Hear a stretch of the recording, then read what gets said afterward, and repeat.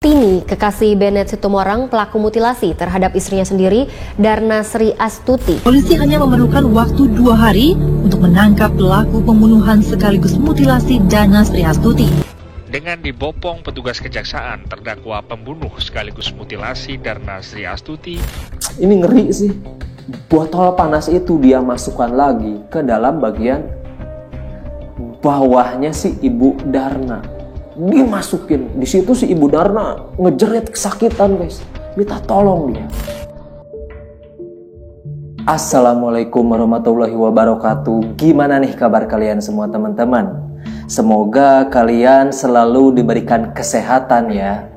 Dan semoga kalian juga selalu diberikan kelancaran rezeki yang melimpah. Dan pastinya kalian selalu dijauhkan dari segala mara bahaya apapun ya. Amin.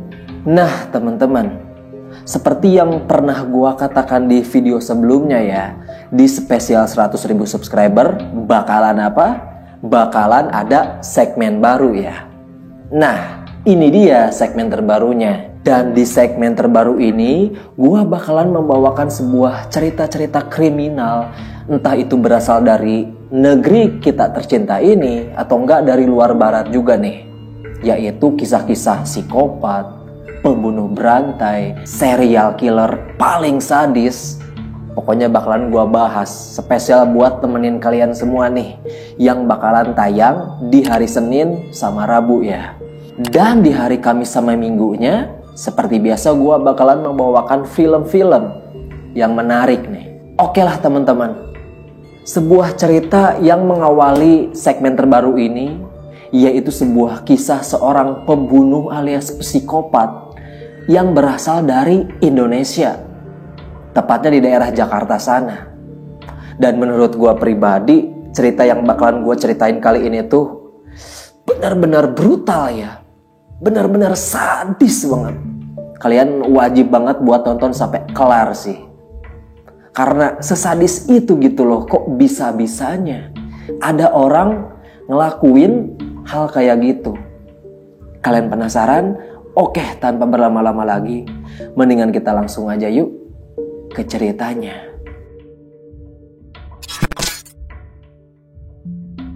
Nah, jadi nih guys, pada sekitaran bulan Maret tahun 2013, beberapa pengendara mobil yang memang pada kala itu ngelewat di daerah Tol Cikampek, tiba-tiba mereka ini dikejutkan nih dengan penemuan beberapa kantong plastik.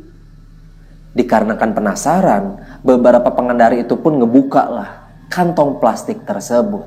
Dan kalian tahu, di dalam kantong plastik ini ditemukan banyak banget potongan-potongan tubuh manusia yang udah terpotong-potong, tercincang-cincang menjadi beberapa bagian. Beberapa potongan tubuh ini tuh antara lain potongan kepala, kaki, tangan, jari-jari manusia, betis, yang sengaja dibuang sama si pelakunya ini di titik tempat yang berbeda-beda supaya menyulitkan pihak kepolisian. Nah guys, buat lebih detailnya lagi, di sini gue jelasin sedikit nih beberapa lokasi tersebut. Nih, lokasi yang pertama itu terletak di KM 0+200. Ditemukan di sana ada kaki kanan. Kemudian KM 1-200 ditemukan lagi ada tangan kanan. KM 2-200 ditemukan lagi tangan kiri dan juga dada bagian kiri. KM 2-600 ditemukan juga usus dan juga organ dalam yang dimasukkan di dalam plastik. KM 3-300 ditemukan juga kaki bagian kiri. Dan KM 3-800 ditemukan lagi bagian potongan kepala. Nah, beberapa pengendara yang udah ngelihat kejadian itu, langsunglah mereka melaporkan kejadian tersebut ke pihak kepolisian setempat tentunya. Enggak pakai banyak basa-basi, pihak kepolisian pun langsung datang ke sana dan langsung melakukan olah kejadian perkara. Tapi balik lagi nih guys, karena potongan-potongan tubuh ini tuh udah dipotong sebanyak beberapa bagian ya. Para polisi di sini sama sekali nggak bisa mengidentifikasi mayat tersebut. Alhasil, pihak kepolisian langsung ngebawa lah beberapa potongan itu ke rumah sakit terdekat buat dilakukannya autopsi lebih lanjut. Dan menurut seorang dokter forensik, jasad ini tuh merupakan seorang wanita rentan umur dari 30 sampai 40 tahun. Penyebab dari kematian wanita ini tuh karena sudah mendapatkan luka benturan yang sangat keras akibat benda tumpul. Dan yang lebih parahnya lagi nih guys, sumpah gue merinding banget. Di bagian alat kemaluan wanita tersebut ditemukan banyak banget bongkahan-bongkahan kayak sejenis piring, beling yang ditemukan di dalam bagian alat kemaluan si wanita itu. Gimana nggak sadis gitu loh ini pelaku. Akhirnya setelah beberapa hari kemudian dilakukannya autopsi ya, jasad ini pun langsunglah teridentifikasi seorang wanita bernama Darna Sri Astuti. Dia merupakan seorang perempuan berusia sekitaran 32 tahun. Nah, si Darna ini udah pernah menikah sama seorang pria bernama Beungeut Situmorang. Buat mengungkap siapa sih dalang dibalik pembunuhan ini, polisi di sana langsung menginterogasi beberapa saksi mata, termasuk beberapa pengendara mobil yang pernah melewat di daerah situ juga. Akhirnya adalah 2 orang pengendara mobil beberapa hari yang lalu itu mereka ngelihat ada seorang pria yang lagi membuang beberapa kantong plastik di pinggir jalan tol itu. Sebenarnya kedua pengendara mobil ini sempat nanya ke pria tersebut, "Bang, itu lagi ngebuang apa? Itu apaan isinya?" Tapi kata si pria ini, dia beralibi bahwa isi di dalam kantong kresek ini tuh cuman sampah aja. Balik lagi, 2 pengendara mobil ini tuh kayak ngerasa curiga, kok sampah ngapain dibuang di pinggir jalan tol gitu kan? Kenapa nggak dibakar aja? Kenapa nggak kasarnya ke sungai atau gimana gitu loh? Kenapa harus di pinggir jalan tol gitu kan? Ya udahlah, akhirnya setelah kedua pengendara mobil ini ngelihat ada berita penemuan jasad di televisi ya, pas dia ini ngelihat berita ada penemuan jasad di jalan tol tersebut, mereka berdua memutuskan buat pergilah ke kantor polisi. Di situ dia langsung nyeritain, "Pak, pada hari sekian, jam sekian, saya sama teman saya pernah ngeliat nih Pak, seorang pria dengan ciri-ciri tinggi sekitaran 170, badannya agak gemuk. Dia ini lagi ngebuang beberapa kantong plastik." Dan dari hasil informasi si pengendara mobil inilah, akhirnya polisi langsung ngebuat sketsa wajah dari si pelaku tersebut. Dan setelah diidentifikasi, ternyata sketsa wajah ini tuh mirip dengan suami dari almarhum Ibu Darna sendiri. Pria tersebut bernama Beungeut Situmorang.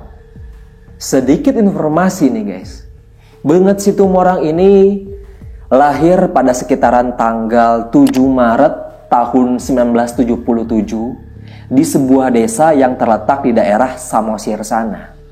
Tapi setelah dia ini udah menginjak dewasa ya, si Beungeut memutuskan buat pergi merantau ke daerah Jakarta. Ya istilahnya buat mengadu nasib lah, buat mencari pekerjaan. Sampai pada akhirnya dia di sana kerja nih, menjadi seorang tukang penjual soto.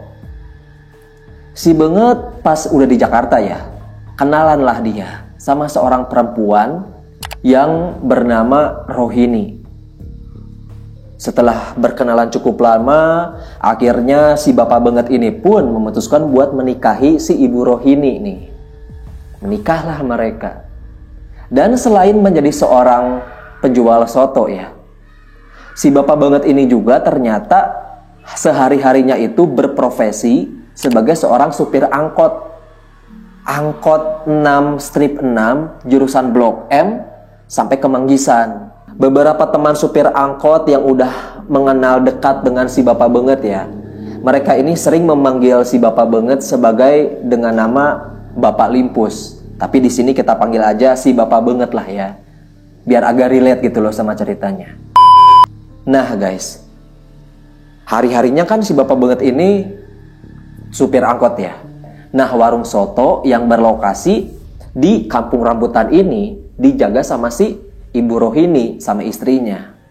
Dan atas pernikahannya itu, si Bapak Benget sama si Ibu Rohini kemudian dikaruniai sebanyak 2 orang anak.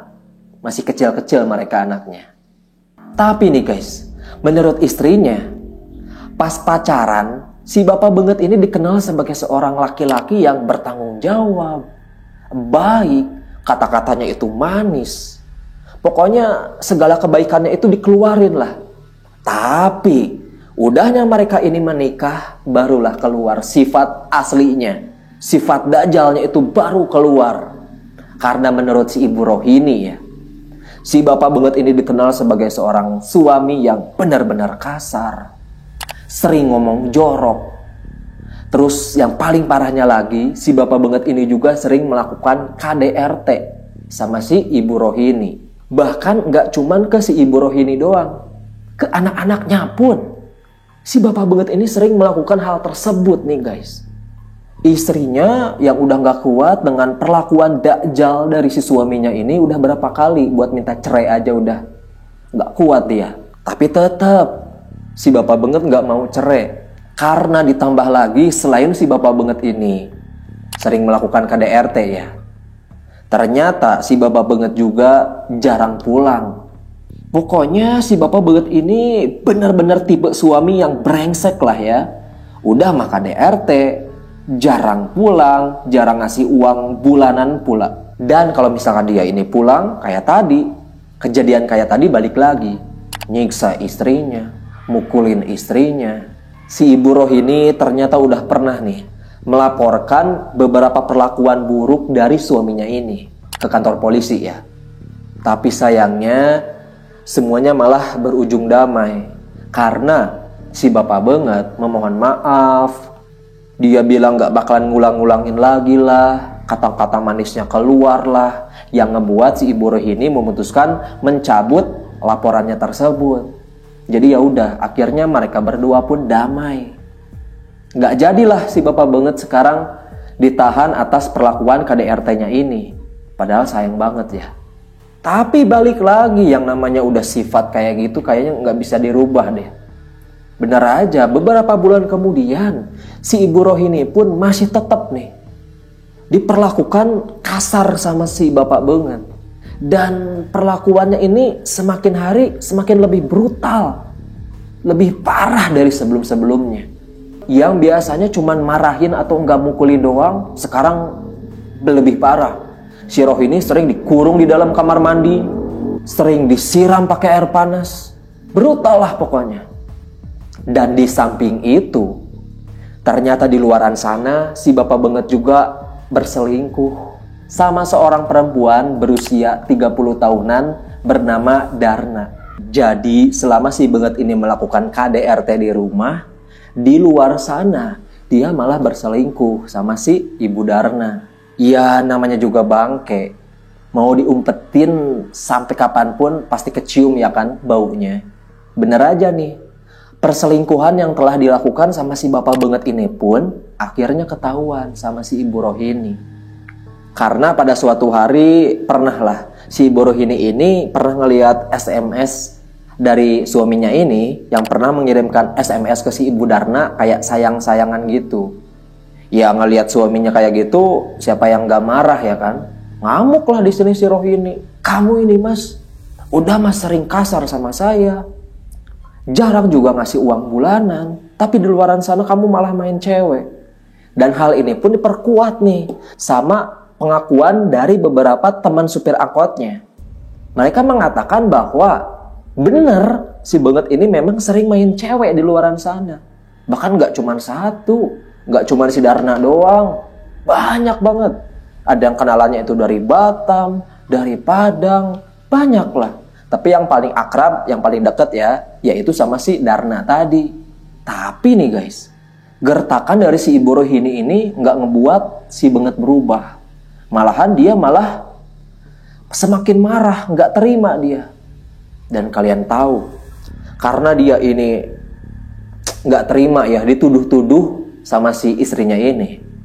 Dia langsung nyeret istrinya ke dalam kamar mandi, dan di situ si Benget ini langsung nyiksa. Kasihan banget, nyiksa bagian wajahnya si Ibu Rohini sampai bagian mata kirinya itu buta. Bayangin sama kalian, nggak tahu digimanain itu bagian mata kirinya si Ibu Rohini sampai buta. Gila sih.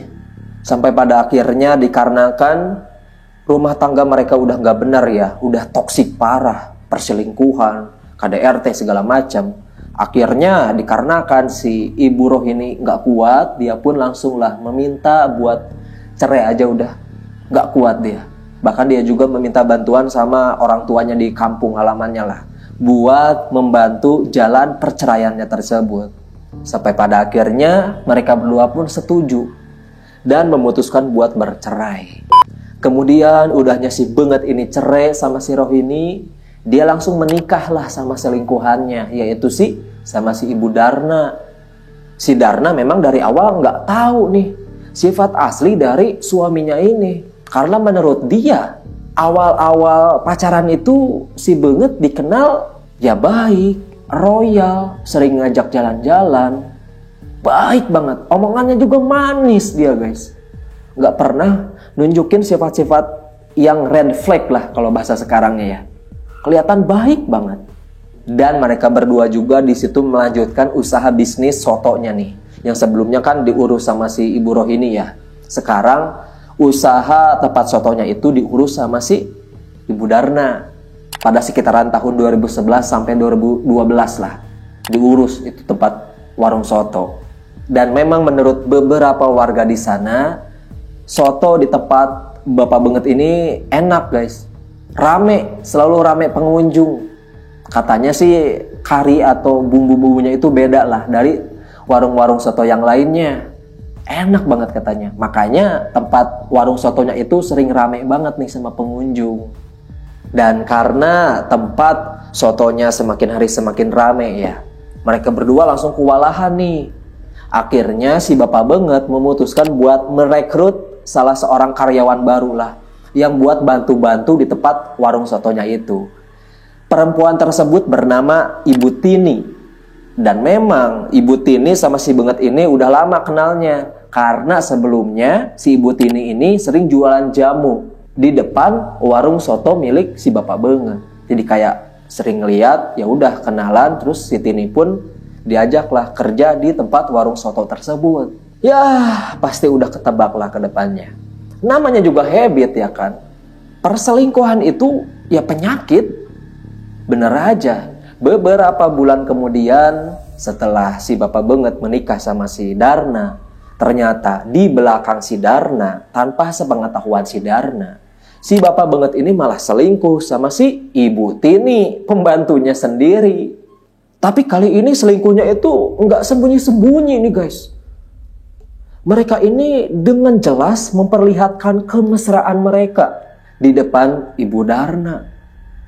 Tapi balik lagi, karena si Darna udah bucin parah ya sama si Benget, dia jadi kayak ya udahlah nggak apa-apa, ngalah aja dia terus. Walaupun tahu kalau misalkan suaminya ini selingkuh sama si Ibu Tini, pembantunya sendiri. Dan yang lebih parahnya lagi, karena ngelihat istrinya biasa-biasa aja ya, si Benget nggak tanggung-tanggung, dia langsung ngajak si Tini buat tinggal bareng. Parah gak tuh? Bayangin sama kalian, selingkuhannya dibawa ke rumah si Bapak Benget buat tinggal bareng sama istri sahnya. Bener-bener gila emang si Benget ini ya. Tinggal bareng mereka bertiga. Ya namanya juga hati seorang perempuan ya, naluri seorang perempuan gitu kan, gak bisa dibohongi. Walaupun dia kayak ngerasa ikhlas, sabar ngelihat suaminya selingkuh di depan mata kepalanya sendiri, tapi balik lagi ya, dia kayak ngerasa sakit hati lah si Ibu Darna. Sakit hati banget. Ya udahlah, akhirnya si Ibu Darna pun memutuskan buat berselingkuh juga di luaran sana. Gak mau kalah dia, nyari juga dia laki-laki di luaran sana. Dan sampai pada akhirnya aksi perselingkuhan yang dilakukan sama si Ibu Darna ini ketahuan sama si Bapak Banget. Tapi bukannya sadar ya ini si Bapak Banget. Aturan mah dia sadar gitu kan. Istrinya ngelakuin kayak gini tuh ya karena ulah dia sendiri.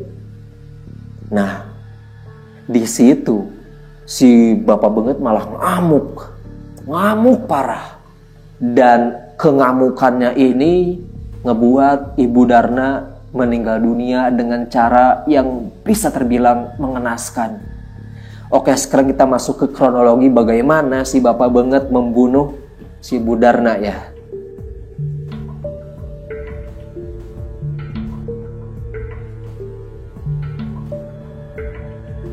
Nah, jadi nih guys, ceritanya pada sekitaran tanggal 2 Maret tahun 2013, si Ibu Darna sama si Bapak Banget bertengkar keras nih. Dengan mempermasalahkan masalah hubungan rumah tangga mereka. Cekcok mereka di situ. Si Darna nggak terima kalau misalkan suaminya ini berselingkuh, begitupun sebaliknya.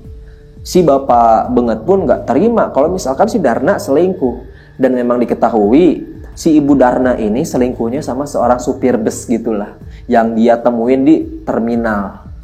Nggak terima dia. Si Bapak Banget ini nggak terima sama sekali. Tapi pas lagi mereka ini cekcok, si Ibu Darna membantah nih tuduhan perselingkuhannya tersebut. Karena menurut si Ibu Darna, dia sama sekali nggak selingkuh kok. Cuman kayak sering curhat-curhat doang gitu loh. Kayak kenal biasa, temen, terus dia sering curhat ke supir bus itu. Dia merasa nggak melakukan apa yang dituduh sama si Bapak Banget. Ya udahlah, akhirnya mereka di situ cekcok. Dan balik lagi, karena dari dulu si Banget ini dikenal sebagai seorang yang kasar gitu kan. Pada hari itu juga si Banget langsung narik si Darna ke dalam kamar mandi, dikurung dia sampai jam 1 pagi. Bayangin sama kalian. Si Ibu Darna ini disiksa, dikurung di dalam kamar mandi dari sore sampai jam 1 pagi. Dan walaupun si Ibu Darna ini udah teriak minta tolong ke suaminya, ke si Ibu Tini, mereka berdua sama sekali nih nggak punya rasa kasihan gitu loh. Tetap aja udah ngurung si Ibu Darna di dalam kamar mandi itu. Nah, di dalam kondisi seperti itu, jam 1 malam ya, si Bapak Banget langsung narik tangan istrinya buat keluar. Di ruang tamu disiksa lagi. Si Darna dipukulin, ditendang, ditampar. Nah, karena mendapatkan perlakuan kayak gitu ya otomatis si Ibu Darna langsung nggak sadarkan diri ya kan. Pingsan dia. Dan pada saat posisi pingsan itu, si Banget dengan brutalnya, dia langsung memasukkan kepalan tangannya. Kepalan tangan laki-laki, kalian pasti tahu kan gedenya segede apa. Dia masukin lah ke bagian bawahnya. Dimasukin. Wah, gila parah sih. Selain memasukkan bagian kepalan tangannya, si Bapak Banget juga memasukkan beberapa benda tumpul ke bagian itunya. Dan balik lagi, karena si Banget ini nggak puas kalau misalkan ngelihat si Darna belum sekarat atau meninggal ya, belum puas dia. Di situ dia langsung ngambil kayak sejenis botol, bekas botol bir gitulah. Terus botol itu tuh kemudian dia isi air panas yang masih mendidih. Dan otomatis botolnya langsung panas ya kan. Dan botolnya itu, aduh ya Allah, ini ngeri sih. Botol panas itu dia masukkan lagi ke dalam bagian bawahnya si Ibu Darna. Dimasukin. Di situ si Ibu Darna ngejerit kesakitan guys. Minta tolong dia. Bahkan suara teriakan minta tolongnya ini didengar langsung sama warga di sana. Tapi balik lagi, karena warga di sana memang sering mendengar pertengkaran mereka ya. Jadi ya udah, warga di sana cuman ngiranya oh mungkin mereka cuman lagi kayak bertengkar biasa doang. Nggak ada apa-apa ngiranya. Oh cuman ya udah biasalah, mereka mah udah kayak gitu. Sampai pada akhirnya pas paginya, karena sudah mendapatkan beberapa siksaan demi siksaan dari si Banget ya. Si Banget pas ngecek kondisi Ibu Darna, Ternyata dia udah meninggal dunia, guys. Pas dicek bagian denyut jantungnya udah nggak berdetak lagi, udah meninggal dia. Panik lah di sini. Wah, gimana ini kok tiba-tiba meninggal gitu kan? Panik di sini dia. Si Beut langsung lah nyuruh selingkuhannya yaitu si Tini buat membantu menghilangkan jejak pembunuhannya tersebut. Dan kalian tahu apa yang mereka berdua lakukan? Di sini si Beungeut langsung narik jasadnya si Ibu Darna ke dalam kamar mandi. Di dalam kamar mandi itu dia langsung nyuruh ke si Ibu Tini buat ngambil beberapa parang kayak golok, pisau dapur berukuran besar, sama celurit. Nah, bagian tubuhnya si Darna di situ langsung dipotong-potong menjadi beberapa bagian. Pertama-tama, di sini si Beungeut motong bagian kepalanya dulu, cek aja. Kedua, bagian kedua tangannya. Ketiga, bagian kakinya. Dan keempat, bagian panggulnya. Total ada 5 bagian lah, 5 potongan tubuh. Dan agar posisi potongan tubuh ini tuh nggak ketahuan sama polisi, si Bapak Beungeut memutuskan buat ngambil bagian jeroan, ya Allah, ngambil bagian jeroan tubuhnya si Ibu Darna, kayak usus, hati, dia keluarin lah itu semuanya. Udahnya potongan tubuh ini udah berceceran ya, udah terpotong menjadi beberapa bagian yang kecil. Setelah itu si Bapak Beungeut sama si Ibu Tini langsung lah ngebuang beberapa potongan tersebut. Dia masukkan ke sebanyak 6 kantong kresek. Nah, di situ mereka langsung bingung nih, ini kantong kresek mau dibuang kemana ya? Akhirnya di sini si Bapak Beungeut langsung punya ide lah buat membuang beberapa kantong kresek tersebut ke pinggir jalan tol Cikampek. Ya udahlah, akhirnya di situ mereka berdua langsung berangkat dengan meminjam salah satu angkot milik salah satu teman si Bapak Beungeut. Berangkatlah mereka ke sana. Nah, pas dia lagi mau ngebuang potongan tubuh tersebut, dia nggak sengaja ketemu sama pengendara mobil yang memang kebetulan lewat situ. Ditanyalah ya kan, Bapak ngebuang apa? Itu apa isinya? Tapi di sini si Bapak Beungeut bilangnya kalau isi dari kantong kresek ini tuh cuman sampah doang. Curiga lah si kedua pengendara ini. Maka dari itu dia langsung melaporkan kejadian tersebut pada saat setelah mereka ini ngelihat berita di televisi. Nah guys, menurut polisi ya, akhirnya nggak pakai banyak basa-basi, kurang lebih 3 hari kemudian setelah kejadian pemutilasian itu, si Bapak Beungeut sama si Tini langsung dibawalah ke kantor polisi, diinterogasi lebih lanjut. Dan kita balik lagi ya ke hari H pas penemuan jasad. Pas lagi penemuan beberapa potongan tubuh ini, polisi agak heran nih, karena di sana mereka sama sekali nggak menemukan bagian pinggul sama bagian jeroannya si Ibu Darna. Ditanyalah ya kan ke si Bapak Beungeut, ini beberapa potongan tubuh yang lainnya kemana? Kamu kemanain? Kamu buang kemana? Menurut si Beungeut, dia ini udah membuang beberapa potongan tubuh yang lainnya itu ke sebuah tepi sungai yang berada di Sungai Ciliwung. Tapi pas polisi ini sama tim SAR udah ngubek-ngubek bagian pinggir sungai itu ya, udah turun mereka semua ke sana, sama sekali di sana mereka nggak menemukan sisa-sisa dari potongan tubuh Ibu Darna, sama sekali nggak ditemukan. Ditanya lagi lah, yang benar kamu ngebuang kemana ini sisanya? Kayak usus, bagian pinggul, pokoknya jero-jeroannya lah itu, nggak ditemukan guys. Sampai pada akhirnya barulah di sini banyak banget rumor-rumor yang beredar. Kemanakah sisa-sisa dari potongan tubuh tersebut?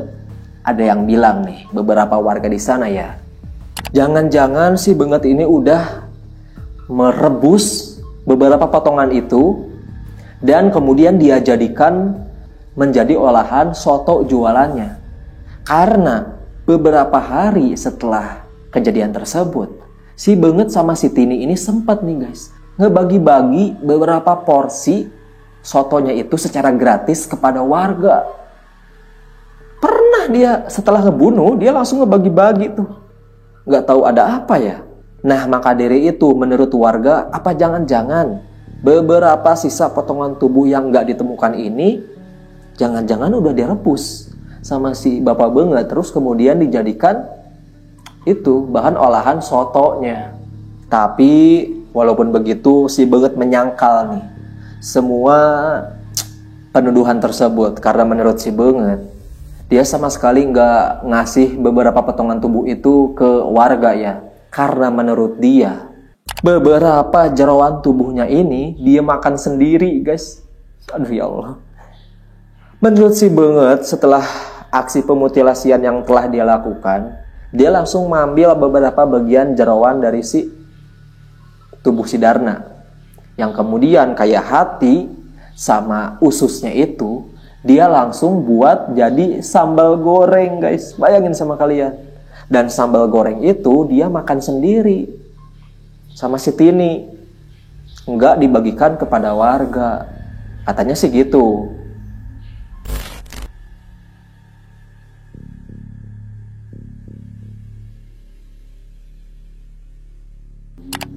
Dan akibat perbuatannya itu, si Beungeut pun kemudian harus menjalani proses hukum. Setelah melewati sidang yang sangat panjang, Beungeut kemudian dituntut hukuman mati oleh jaksa penuntut umum.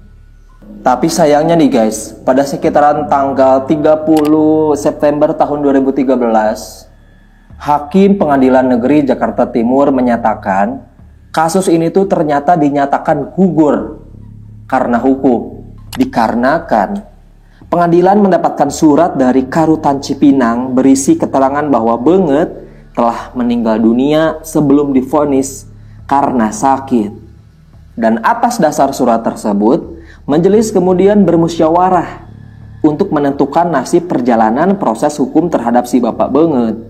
Dan berdasarkan pasal 77 KUHP, Majelis Hakim menetapkan perkara atas nama Beungeut Situmorang dinyatakan gugur dari segala proses hukum atas nama Beungeut, dinyatakan selesai. Karena memang setelah pembacaan vonis, Beungeut mengalami sakit. Akibatnya, sidang vonis sempat tertunda sebanyak 2 kali. Sampai pada akhirnya meninggal dunia pada hari Senin di tanggal 30 September tahun 2013. Beungeut diketahui meninggal dikarenakan sakit jantung dan juga sakit di bagian paru-parunya. Nah, kalian di sini pasti bertanya-tanya, gimana proses hukum kepada si Tini? Tenang aja guys, dia tetap dihukum. Tini dinyatakan bersalah juga atas tuduhan membantunya jalan pembunuhan tersebut dan menghilangkan sidik jari. Dan atas semua perlakuannya itu, Tini dijebloskan ke dalam penjara dan dihukum selama 14 tahun lamanya. So itu udah guys, sebuah cerita di malam ini. Gimana nih menurut pendapat kalian semua? Kalian suka gak cerita yang gue ceritain hari ini? Kalau misalkan kalian suka, boleh banget ya buat tulis pendapat kalian atau enggak masukan dari kalian lah. Gimana atau alurnya dimengerti sama kalian gak sih? Dan kalau misalkan kalian suka juga, boleh banget buat minta like-nya. Jangan lupa juga subscribe aja. Jangan lupa juga nyalain notifikasinya, karena di kedepannya bakalan banyak banget cerita-cerita menarik yang bakalan gue bahas. Jangan lupa, Senin dan Rabu gue bakalan membawakan sebuah cerita psikopat kayak gini ya, secara langsung di depan kamera. Sedangkan hari Kamis sama Minggunya gue ngebawain cerita-cerita psikopat yang diangkat menjadi film. Oke lah, itu dia sedikit cerita di malam ini. Terima kasih banyak. Salam sejahtera. Assalamualaikum warahmatullahi wabarakatuh.